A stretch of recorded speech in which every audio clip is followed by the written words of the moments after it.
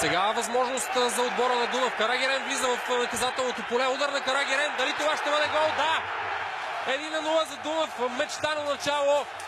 Бранимир Костадинов открива резултата в 6-та минута и хвърля в екстаз 11 000 души по трибуните на стадиона в Русе. Какво по-добро начало за публиката тук в Русе и за Веселин Великов. Още с една от първите си по-сериозни атаки Дунав открива резултата.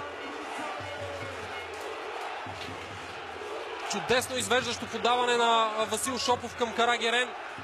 Опита удар Карагерен. Гледаме още един път повторение на атаката.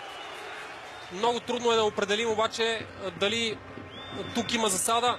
Ето удара още един път на местата на Пиргов, след което и добавката на Бранимир Костадинов. 1-0 за Дунав Русе. Страхотно начало на този двубой. Да се надяваме, че още много голове ще гледаме тази вечер и наказателен и много нападателен футбол.